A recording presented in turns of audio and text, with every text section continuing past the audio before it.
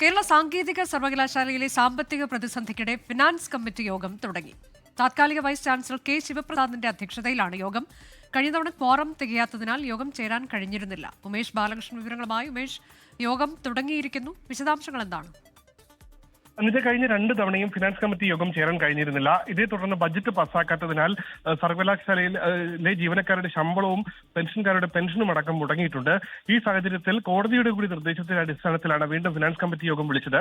ഈ finance committee യോഗത്തിൽ 5 പേരാണ് ക്വാറം തികയേണ്ടത്. എന്തായാലും സർക്കാർ സെക്രട്ടറിമാരടക്കം, അതായത് ഫിനാൻസ് സെക്രട്ടറി അടക്കമുള്ളവർ ഈ യോഗത്തിൽ ഓൺലൈനായി പങ്കെടുക്കുന്നുണ്ട്. ഇതോടുകൂടിയാണ് ക്വാറം തികഞ്ഞത്.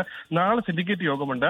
സിൻഡിക്കേറ്റ് യോഗത്തിൽ സമർപ്പിക്കാനുള്ള ബജറ്റ് അത് ഇന്ന് ഫിനാൻസ് കമ്മിറ്റി യോഗത്തിൽ തീർപ്പാക്കും. അതിനനുസരിച്ചായിരിക്കും സിൻഡിക്കേറ്റ് യോഗം ചേരുന്നത്. അനുജ, ശരി. കേരള സാങ്കേതിക സർവകലാശാലയിലാണ് സാമ്പത്തിക പ്രതിസന്ധിക്കിടെ ഫിനാൻസ് കമ്മിറ്റി യോഗം തുടങ്ങിയിരിക്കുന്നത്. താത്കാലിക വൈസ് ചാൻസലറുടെ അധ്യക്ഷതയിലാണ് യോഗം. കഴിഞ്ഞ തവണ യോഗം ചേരാൻ കഴിഞ്ഞിരുന്നില്ല. എന്നാൽ ഇത്തവണ യോഗം ചേരുകയാണ്. ക്വാറം തികയാത്തതുകൊണ്ടാണ് മുൻപ് യോഗം ചേരാൻ കഴിയാതിരുന്നത്. ലോകത്തെവിടെയായാലും ഏത് സമയത്തും 24 വാർത്തകളും ഓഗ്മെന്റഡ് റിയാലിറ്റി പാക്കേജുകളും എക്സ്പ്ലെയിനറുകളും വിശദമായി കാണാൻ ഞങ്ങളുടെ യൂട്യൂബ് ചാനൽ നിങ്ങൾക്ക് സബ്സ്ക്രൈബ് ചെയ്യാം.